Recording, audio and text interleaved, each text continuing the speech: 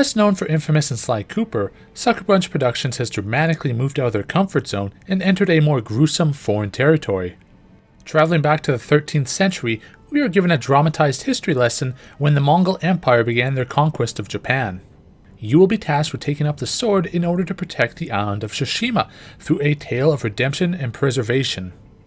Taking influence from famed filmmaker Akira Kurosawa, Ghost of Tsushima delves into the honor and strife samurai go through to uphold their values. Can Sony hit it out of the park 2 months in a row, or has Sucker Punch's venture into the East fallen flat? You play as Jin Sakai, a young samurai in a noble family whose past still haunts him, while at the same time wants nothing more than to make his uncle proud. Things kick off immediately as the Mongols begin their invasion on the coast of the island, with of course their goal being to conquer all of Japan. They're cold-blooded and go against everything the samurai are renowned for, using any cheap trick in the book, and will backstab you in order to win. This is a story that delves deep into how far someone is willing to go for the people they care about, even if it might break their morals. This is emphasized all through the game, as Jin continues to struggle with his duty as a samurai and doing the right thing after seeing the atrocities the Mongols continue to commit. Jin develops far more than we would have thought. As a character, he's stoic, but it's very clear he's a passionate individual who offers a wide range of emotions. His internal conflict is a fascinating one, and while it's a bit predictable in spots, he goes through multiple arcs to become more likable. The story itself is well told with strong themes and charismatic characters, although the writing is fairly unremarkable. Every scenario is exhilarating, but the dialogue itself is pretty boilerplate and does little to expand the foreign tale into something more. Regardless, there was never a moment through the story we did not enjoy, be it the brutal travesties or the tear-jerking fallouts of Jin's actions. All of this is told in a surprisingly compact campaign. Within the 3 acts, there are only a handful of main missions to partake in. While this seems like a negative, Sucker Punch has focused on quality over quantity, as each is roughly half an hour to an hour in length, minus a couple one-offs near the end, and they come in an enthralling package. But like any open world game, the vast majority of the experience is about exploring the island itself and discovering the various missions and characters that it has to offer. It took us roughly 30 hours to complete the campaign while doing all the character-specific side quests and maybe half of the side activities. These include bamboo cutting minigames to bolster your resolve, finding Inari shrines to increase your charm slots, or taking a dip in an onsen to increase your health, just to name a few. There are also mythic quests that are longer side missions that will take you on flashy adventures and grant you unique abilities in combat. With so much to see and do, Tsushima is brimming with life, even though it does fall into some of the standard open world tropes like clearing out a Mongol stronghold or looting various upgrade materials. This is an action-oriented title, as one may expect from a samurai game, that also deals with a hefty stealth component. The best comparison being to Assassin's Creed, although it's a little more complicated than that. While you're not allowed to swap out your blade and knife, you'll be able to unlock various fighting stances that best complements each of the enemy types, such as shield users, spear wielders, and brutes. This is a far more strategic game than you might think, as you won't be able to button mash your way through every situation. You'll have to utilize your vast arsenal of sub-weapons such as kunai to damage and disorient, smoke bombs for quick assassination, or sticky bombs for a large radius knockback, the latter of which can be very helpful during Mongol strongholds when it inevitably goes sideways.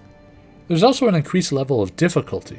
It's not on the level of something like Dark Souls, but a single combo could very well take you down to no health if you're not careful. While the world is ripe for exploration, it's the gratifying combat system that will keep you coming back for more.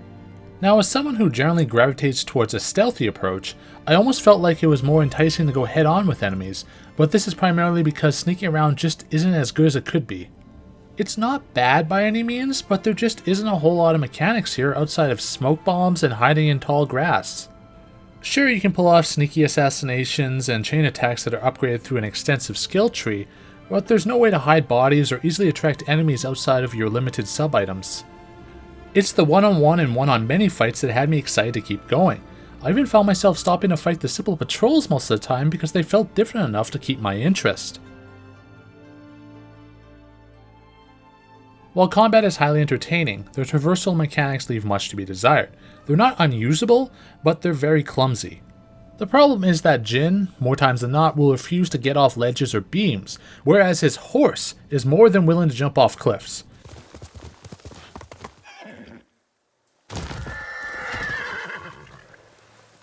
Simple actions such as climbing a ladder can also be a frustrating ordeal. The grappling hook makes traversal a lot smoother, and lining up consecutive jumps will make you feel like a ninja, but there are definitely times when the hook will not connect correctly and you'll plummet to your death or alert enemies to your presence. Outside of main missions, there are numerous shrines scattered across Tsushima that involve intricate climbing puzzles, and when they work well, but these issues definitely weigh down on them.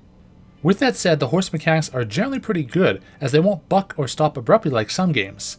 Sure, they like to jump down ledges, but at least they won't stop for anything and actually obey you.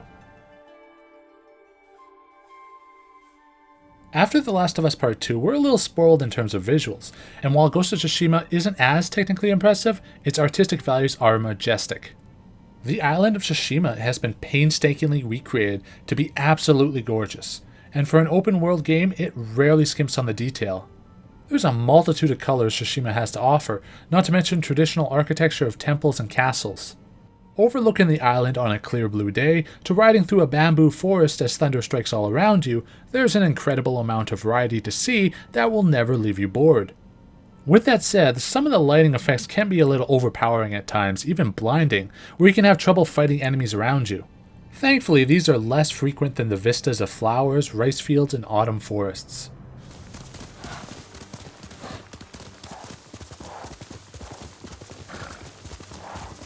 Sucker Punch really stepped up their game in both the visual and audio departments, as birds and foxes are bright enough to see while directing you with their subtle audio cues. There's also the musical score that uses appropriate Japanese instruments, although I do wish there was more music while exploring the open world, as it's mostly during story set pieces. Regardless, both the visual and audio departments are something to marvel at, as they help aid the emotional and impactful scenes perfectly. There have been very few games this generation that has left a monumental impression on me, and Ghost of Tsushima is one of them. Despite there being only a few main story quests, the focus was clearly on quality over quantity, ensuring every second of the story is something to savor. As a protagonist, Jin Sakai goes through a lot to build and evolve his stoic samurai character with a closed mind into a more relatable individual. This is on top of the remarkably enjoyable combat system and visually impressive world that will take your breath away. There are certainly aspects that could have been polished up or improved upon, such as the script, traversal controls, and stealth mechanics, but the package as a whole is one to remember. In the end, Ghost of Tsushima is the send-off the PlayStation 4 needed, as it's without doubt Sucker Punch's best game to date, and the perfect tribute to old-school samurai flicks. As always, if you like this review, be sure to hit the like and subscribe button. Otherwise, for everything Ghost of Tsushima and gaming related, head on over to hardcoregamer.com for your fix.